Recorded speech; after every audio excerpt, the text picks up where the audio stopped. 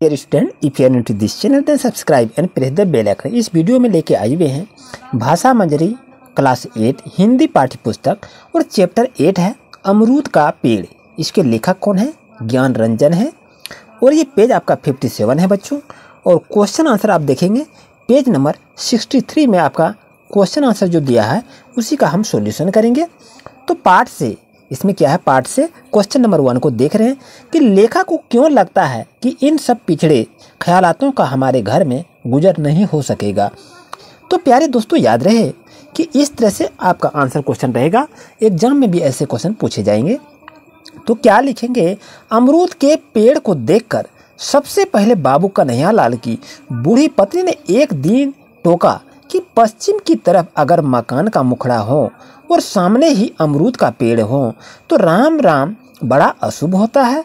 और माँ के चेहरे पर थोड़ा सा भय दिखा पर लेखक को विश्वास था कि इन सब पिछड़े ख्यालातों का हमारे घर में गुजर नहीं हो सकेगा, क्योंकि वो अंधविश्वास की बात कर रहा था।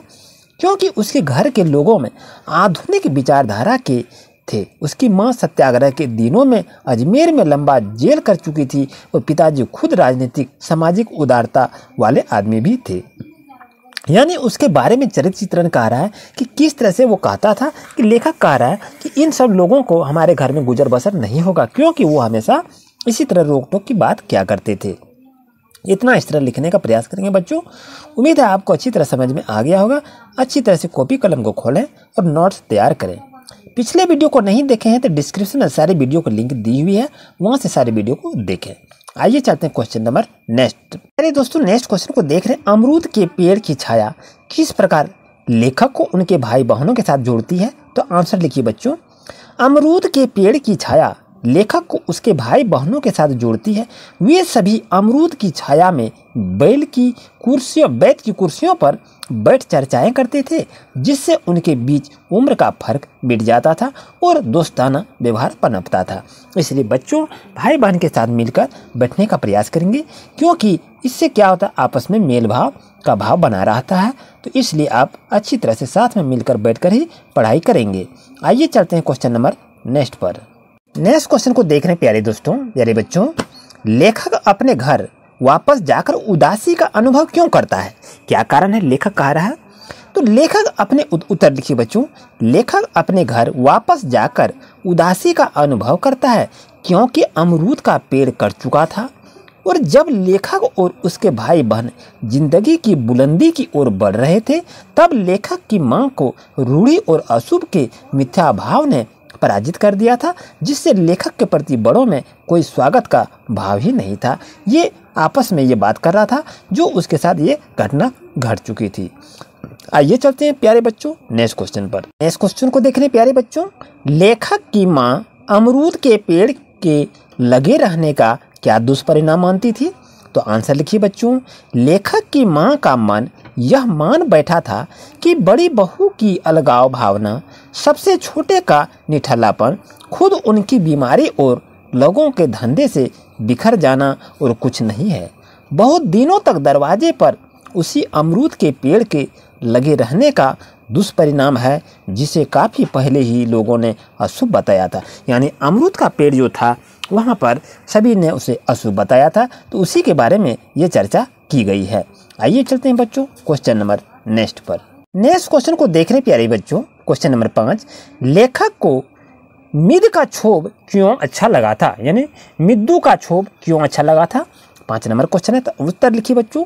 लेखक को मिट्टू का क्षोभ इसलिए अच्छा लगा कि यह क्षोभ वर्तमान सामाजिक परिस्थितियों में निहायत जरूरी है और उससे यह क्योंकि जीवन का परिष्कार करता है।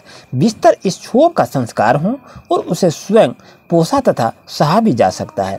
तो बच्चों इस तरह से आंसर को लिखें। चलते हैं क्वेश्चन नंबर 6 पर। प्यारे बच्चों क्वेश्चन नंबर 6 की बात करें कि आशय स्पष्ट करें।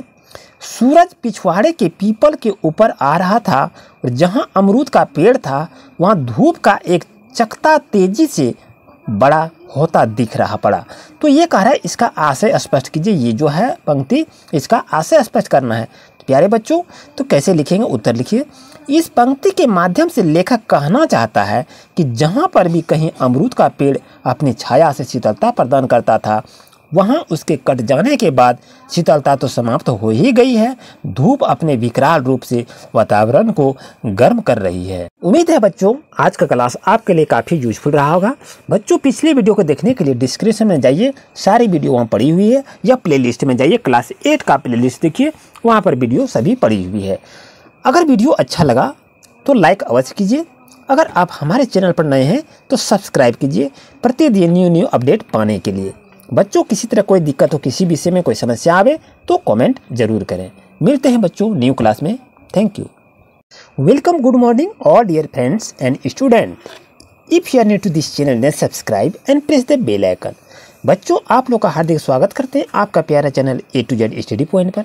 आज हम क्लास 8 भाषा मंजरी हिंदी की पाठ्यपुस्तक लेके आए हुए हैं और चैप्टर 9 से है और पेज नंबर 66 है, क्या निराश हुआ जाए। इसके लेखक कौन है? हजारी प्रसाद द्विवेदी हैं। बच्चों याद रहे। और क्वेश्चन आंसर आपका क्या है? पेज नंबर 71 में आपका क्वेश्चन आंसर है। तो जल्दी से आप कॉपी कलम को खोलें और जल्दी से आप नोट्स तैयार कर लें। आइए क्लास की शुरुआत करते हैं क्वेश्चन नंबर 1 से। आप देख रहे हैं लेखक को ऐसा क्यों कहता है कि हर व्यक्ति संदेह की दृष्टि से देखा जा रहा है। तो बच्चों आंसर को लिखिए।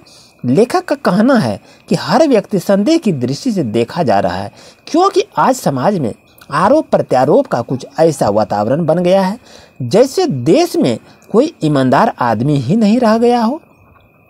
जो जितने ऊंचे पद पर हैं उनमें उतने ही अधिक दोष खोजकर दिखाए जा रहे हैं जैसे उनमें कोई गुण ही नहीं हो। यानी जो व्यक्ति जितना ही ऊंचे रहते हैं उसमें उतना ही अब गुण छिपा रहता है, इसलिए आदमी उसको देखकर मुंह को मोड़ लेता है।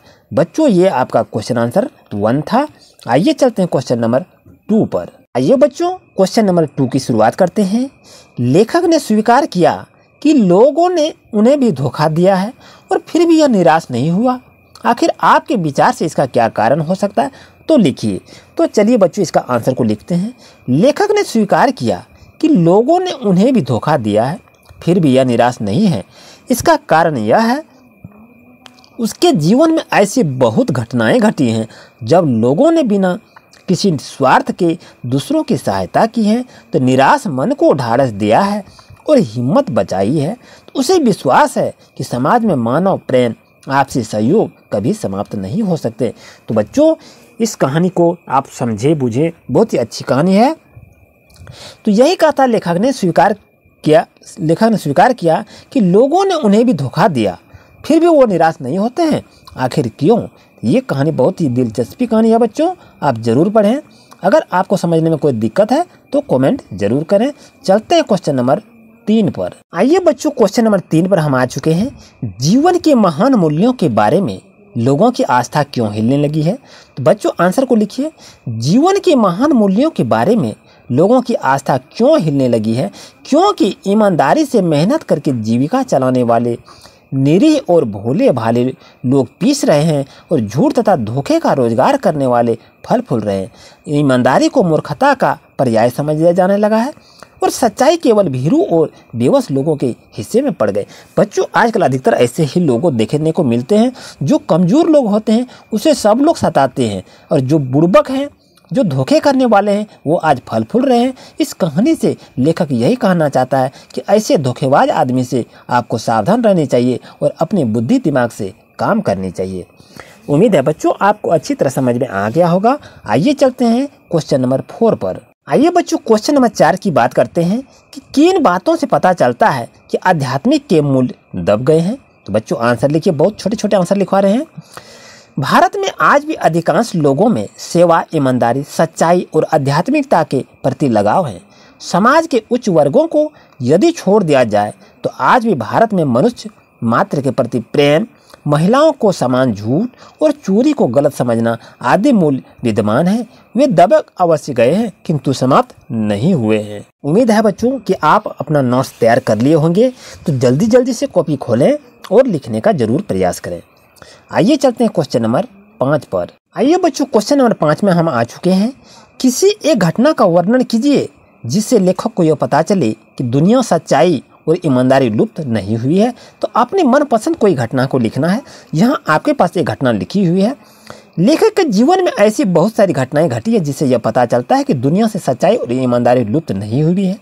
इनमें से एक घटना तब घटी जब लेखक रेलवे स्टेशन पर टिकट लेते हुए गलती से 10 के बजाय 100 रुपये के नोट दे दिया और जल्दी जल्दी गाड़ी में आकर बैठ गया। थोड़ी देर में टिकट बाबू उन दिनों के सेकंड क्लास के डिब्बे में हर आदमी का चेहरा पहचानता हुआ उपस्थित हुआ और उसने से लेखक को पहचान लिया और बड़ी विनम्रता के साथ उनके हाथ में 90 रुपये रख दिए और बोले, यह बहुत बड़ी गलती हो गई थी, आपने यह भी नहीं देखा, मैंने भी नहीं देखा। उसके चेहरे पर विचित्र संतोष की गरिमा दिख रही थी। यानी लेखक ने जब टिकट कटाने गया था तो उसका टिकट का दाम 10 ही रुपया था, लेकिन उसने गलती से 100 रुपये दे दिए।